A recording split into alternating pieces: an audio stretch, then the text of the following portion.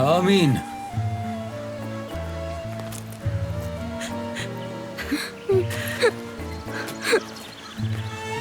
Uncle हस्बी कितने अच्छे इंसान थे, अल्लाह उन्हें जन्नत नसीब करे।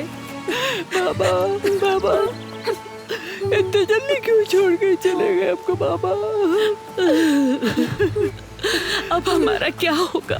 आप क्यों चले गए? बस भी करो, तुम्हें क्या टेंशन है? तुम्हारे ससुर का सब कुछ अब तुम्हारा ही तो है।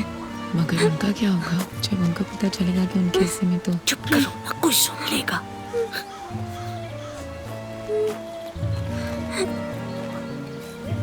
अल्लाह इनकी मग़फ़िरत फरमाए और जन्नतुल फिरदौस में जगह दे। बेशक, आखिर तुम इतने क्यों परेशान हो? ये मर चुके हैं अर्दोगन। इतने सालों की अज़ियत खत्म हो गई है। तुम्हें लगता है कि विरासत दे देंगे? खुश हो जाकर उसने तुम्हारी बातें सुन ली तो वो दोबारा जिंदा हो जाएगा।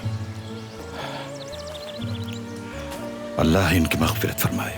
ये फरिश्ता सिफत इंसान थे। पापा, तुम्हें लगता है मैं नाना की जायदाद से कुछ मिलेगा? वो बहुत पैसे वाले थे, मुझे पापा ने बताया। पता है, ये खबर सुन के वो नाच रहे थे। चुप करो सादिया, तुम चुप करो। क्या ये जगह मिली तुम्हें ये सब बात करने की? हाँ सुनो, अगर नाना ने सुन लिया ना, तुम्हारे पास भूत बन के आ जाएंगे।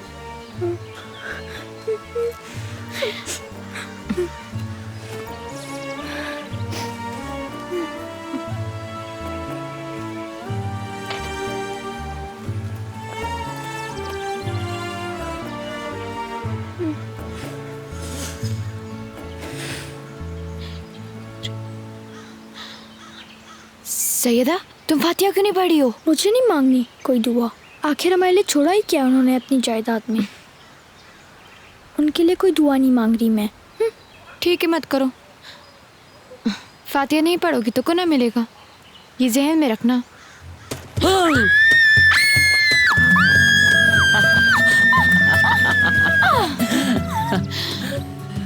सैयदा इतनी छोटी है, तुम्हारी इस हरकत से उसको कुछ हो जाता तो? कब्रिस्तान में ऐसी हरकत कर रहे हो, किसी मुर्दे को तुम पे गुस्सा है ना, तुम्हें मार देगा जान से। तुम्हें कैसे पता कि मैं तुमसे पहले मर जाऊंगा? मरने के बाद भी तुम्हें नहीं छोड़ूंगी। सैयदा कुछ नहीं हुआ, कुछ नहीं, कोई बात नहीं, सांस लो।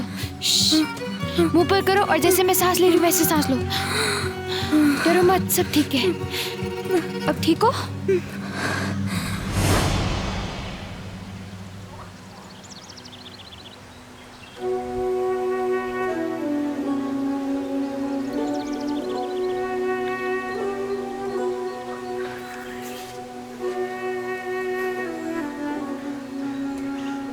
मेरे बेचारे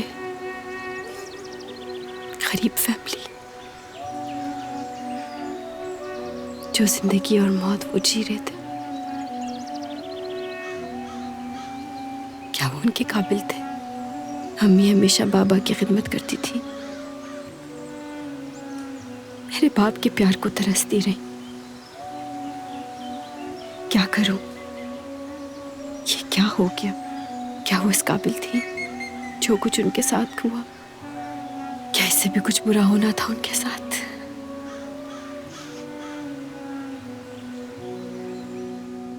आपा, ये बताएं कि मैं मूवी पे पहन के क्या जाऊं? इससे पहले मैं कभी मूवी देखने नहीं गई। प्लीज मुझे बताएं ना मैं क्या पहनूं? अरे मैं खुद तुम्हें तैयार करूंगी। पहले आपा के पास जाएंगे, वहां जाकर तुम्हारे बालों को बहुत अच्छा सा शेप देंगे, उसके बाद तुम्हें थोड़ा सा मेकअप भी करेंगे। आपा, आप मेकअप भी कर दीजिएगा ताकि जब सफर मुझे देखे तो होश ही उड़ जाए उसके तो।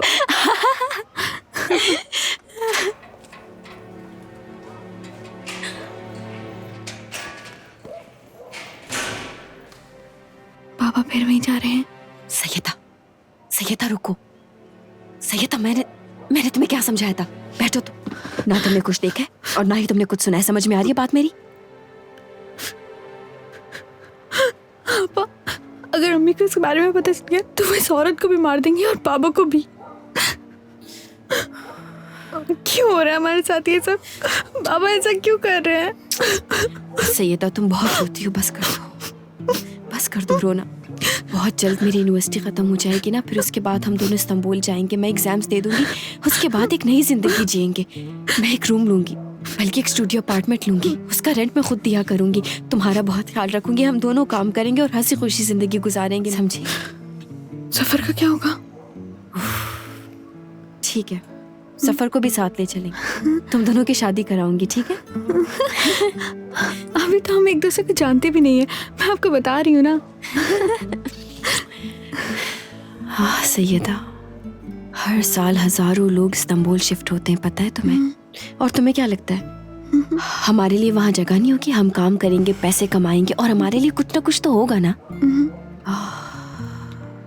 काश काश तुम्हें एक दफा इस्तांबुल देखो, बहुत खूबसूरत शहर है, ऐसा लगेगा जैसे तुम ख्वाब देख रही हो, जन्नत में आ गई हो। अब तुम ये सोच रही होगी कि काश मैं तुम्हारे और जफर के साथ नहीं जाऊं वहां, है ना? लेकिन मैं तो जाऊंगी और ऐसे तंग करूंगी और हाँ, और इसके बाद अच्छा मुझे तंग करना छोड़ दे।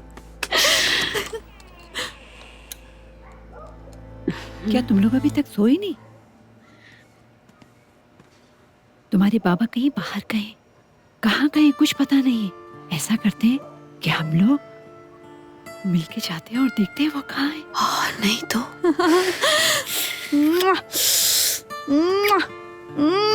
ओ कितनी भोली आप, कितनी भोली हैं। आपको तो बाबा का पता है ना कैसे है वो। नींद नहीं आ रही होगी इसलिए बाहर चले गए होंगे। आप क्यों परेशान हो रही हैं? आ जाएंगे थोड़ी देर में। अब आप भी जाके सोचे, नींद आ रही होगी। अच्छा बस ठीक है, बस करो, छोड़ो मुझे, चलो चलो इधर, चलो इधर बैठो जाके।